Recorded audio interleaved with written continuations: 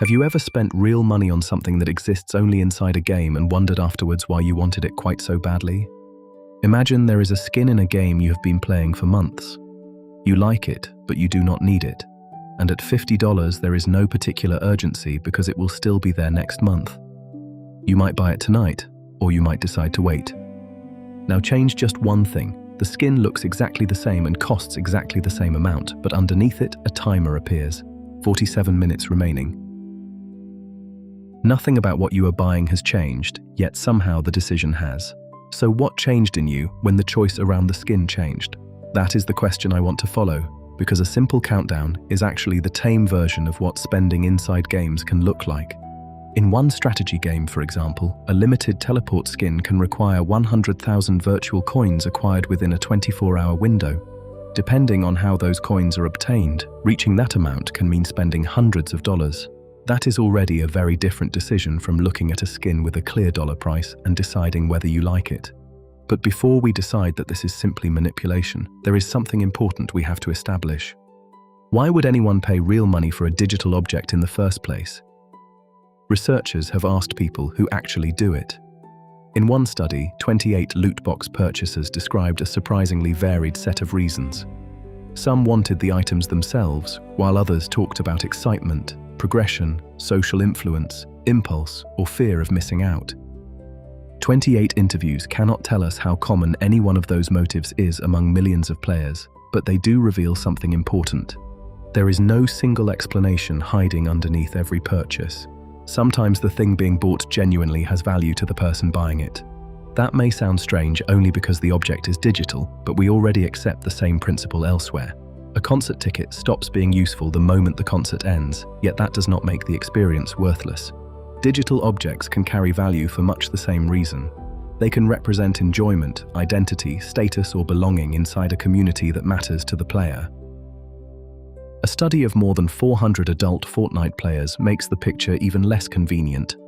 Players who spent more were also more likely to regard what they bought as good value. Yet spending itself was not associated with symptoms of gaming disorder. That does not mean microtransactions are harmless, it just means we have to be careful with what this study can tell us. These were adults describing their own experiences, and the researchers were watching what happened rather than deciding who would spend and who would not. But it does challenge one easy assumption. Buying something inside a game is not by itself evidence that somebody has lost control. Sometimes you really do just want the skin. Which means the more interesting question is not simply why people spend. It is why the same reward can feel more desirable when the way it is offered changes. Consider a loot box. Instead of paying for the exact item you want, you pay to reveal an uncertain reward. You might get something ordinary, or you might get something rare. The price creates the transaction. The uncertainty changes the experience. Researchers have tested this experimentally using real Overwatch loot box opening sequences. Rarer rewards were experienced as more exciting and valuable, and players reported a stronger urge to open another box. The researchers also measured skin conductance, tiny changes in sweating that can indicate physical arousal. Rare rewards produced stronger responses there too, but the most interesting part happened before the reward was completely visible. Participants' bodies were already reacting while they were waiting to find out what they had received. The anticipation had become part of the reward experience, and this is usually where dopamine enters the conversation. Dopamine is a chemical messenger in the brain that helps us learn what is worth paying attention to, seeking out, and doing again. It is often called the brain's pleasure chemical, but that description is much too simple because dopamine is also involved in anticipation, motivation, and learning. That is why you sometimes hear claims that loot boxes hijack dopamine. The idea is that uncertainty and anticipation engage the processes that help us learn to keep seeking a reward. It sounds scientific, but that experiment did not measure dopamine. To understand dopamine properly, we need evidence that looks at what happens in the brain while people anticipate and receive rewards. Human brain imaging research repeatedly finds activity in the ventral striatum, a region deep in the brain involved in reward and motivation, while people anticipate rewards, not only when those rewards actually arrive. Dopamine also appears to play an important role in learning from the difference between what we expected and what actually happened. Suppose you expect an ordinary outcome and something unexpectedly good appears instead. That difference between expectation and outcome carries information. It tells the brain that whatever just happened may deserve more attention. Neuroscientists call this a reward prediction error. In simple terms, the brain expected one thing and got something better. That surprise can help update what seems worth paying attention to and perhaps worth doing again. This helps explain why uncertainty can be psychologically interesting. When the outcome has not yet been revealed, there is still an opportunity for surprise. But this is also where neuroscience is easy to overstate. A reward prediction mechanism does not allow us to watch somebody make a purchase and say, dopamine made them do it. The neuroscience comes from broader reward research. It gives us a plausible account of why anticipation and surprise can become powerful learning signals. It does not prove that a particular game mechanic caused a particular person to spend. The conclusion we can actually defend is both narrower and more useful. Changing how a reward is delivered can change the experience of wanting it. And once we know that, the next question becomes harder to avoid. Who might be most affected? A consistent pattern has emerged in the literature. People who spend more on loot boxes also tend to report more gambling-related problems. The relationship is not enormous, and it certainly does not mean that everyone who buys a loot box has a gambling problem. But the same general pattern appears often enough that it is difficult to dismiss as a one-study accident. The tempting conclusion is that loot boxes cause gambling problems, but the evidence cannot tell us which way the relationship runs. People already vulnerable to gambling may be more drawn to loot boxes, while spending on loot boxes might also contribute to later problems. A third factor could influence both, and more than one of these processes may be happening at the same time. So the defensible conclusion is not that loot boxes create gamblers. It is that loot box spending and gambling problems are consistently related, while the direction of causation remains uncertain. Then researchers looked at something that changes the tone of the story. They asked where the money was actually coming from. Across datasets containing more than 7,700 loot box purchases, spending was extraordinarily uneven. A relatively small group accounted for a surprisingly large share of it, with the top 5% of spenders representing roughly half of the loot box spending in those datasets. One obvious explanation is that these players were simply wealthier and had more money available to spend. Except income was essentially unrelated to loot box spending in those data, while gambling-related problems showed a clearer positive relationship. That result sounds alarming, which is exactly why we should be precise about what it means. It does not mean 5% of all gamers fund half of the gaming industry. These were particular datasets of people who had purchased loot boxes, and their spending and income were self-reported. It also cannot tell us whether gambling vulnerability led to heavier spending, whether heavier spending increased vulnerability, or whether both occurred. And it tells us nothing about what the people who designed the games intended. Intent was never measured. A statistical pattern is not evidence of motive, but removing the exaggeration does not make the finding unimportant. If a relatively small group accounts for a remarkably large proportion of spending, and heavier spending is related to gambling vulnerability rather than simply greater income, then asking whether the average player enjoys loot boxes may not be enough. We may also need to ask what makes it harder for some people to stop. Which brings us back to our limited skin. This time I am going to change something different. Imagine you have already spent weeks saving resources for the event. You use those resources, make substantial progress towards the target, and eventually reach a point where you are close enough to imagine actually getting the reward. But not close enough. The resources you saved are gone, the event is nearly over, and another purchase would move you closer. Now walking away no longer feels the same as deciding not to participate at the beginning. You are not only deciding whether the reward is worth more money, you are deciding what to do with everything you have already put into reaching it. That pull is sometimes described as the sunk cost effect. What you have already invested can make walking away feel harder. And because the event is about to disappear, another process may enter the decision as well. Fear of missing out. FOMO is simply the uncomfortable feeling that an opportunity, experience, or reward that matters to you may happen without you. In this case, we only need one example. The reward disappears when the event ends. The obvious explanation is that FOMO appears first and makes people engage more. But researchers who followed the same university students every week for 13 weeks found something more interesting. When FOMO was higher, risky loot box behavior tended to increase the following week. That fits the intuitive story. But the relationship also ran the other way. When risky loot box behavior increased, FOMO tended to rise later. And that is the interesting part. FOMO may not simply be a trigger that appears and then causes behavior. The behavior itself may also make the fear of missing out stronger. You become more worried about missing what matters in the game, so you engage more deeply.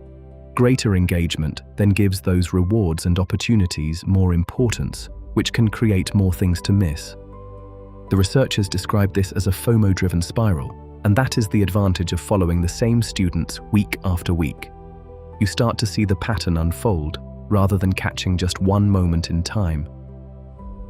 That said, we still have to be careful with how far we take it. These were university students from one institution in Singapore, and the researchers were specifically looking at risky loot box behavior.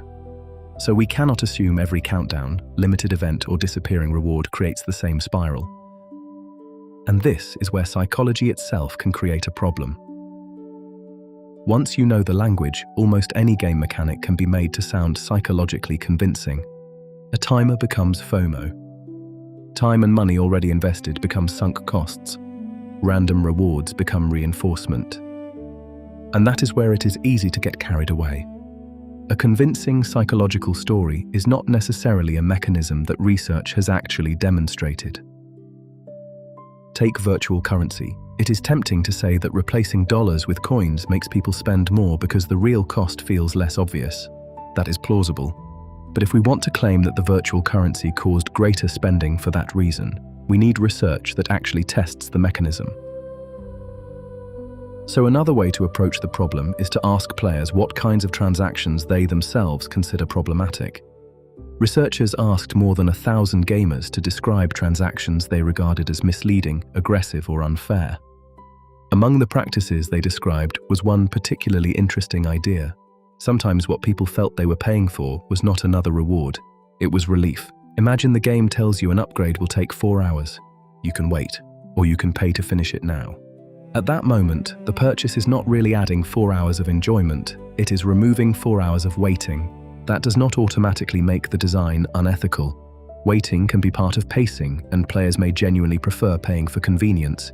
But it creates a harder question. Was the friction there because it made the game better, or because removing it could be sold? The study cannot answer that question for an entire industry. Participants were specifically asked about transactions they already considered problematic, so the findings map the kinds of practices players complained about rather than telling us how common those experiences are among all purchases. Still, it reveals something important. Sometimes monetization can operate not by making the reward more desirable, but by making the alternative less desirable. And that raises a broader question. How often are players actually encountering designs that steer the choices around spending? In 2025, the Consumer Policy Research Centre and Monash University surveyed 800 Australian adults who played digital games at least weekly. 95% reported encountering at least one feature that researchers classified as a dark game pattern, meaning a design capable of steering players towards choices that may not be in their best interests. More than half reported encountering more than 10 different types, and almost half reported some form of unwanted financial consequence. Those numbers are striking. They are also easy to misuse. The researchers were asking people what they remembered seeing and experiencing, so this tells us a lot about how common these patterns appear to be, but not whether a particular feature actually caused someone to spend. That is a less dramatic conclusion, but it is also what the evidence actually supports. By now, our original question has become harder. Was the player freely choosing to spend? Let's think about that for a second. The decision may still be yours, but you did not design the situation in which you made it. You chose whether to press the button. You did not choose the timer, the currency, the uncertainty, or the progress you were shown before you reached it. So if someone else can shape the conditions under which a choice becomes harder to resist, what exactly do we mean when we call that choice free? Because choices never occur in empty space. Game developers design the environments in which those choices are made. So the meaningful ethical question is not whether influence exists. It does. The harder question is when influence becomes difficult to see, difficult to resist, or especially harmful to people who may already be vulnerable. Psychology can help us understand the mechanisms that might shape behavior. Experiments can show whether changing something changes an immediate response. Longitudinal research can show whether one thing tends to precede another. But psychology alone cannot tell us exactly where influence becomes exploitation. That question also depends on how clearly the influence is shown, how much room the player really has to step away, and whether some people are more likely to be harmed by it, and who carries the cost when the design succeeds. So let's return to the skin one final time. You still like it.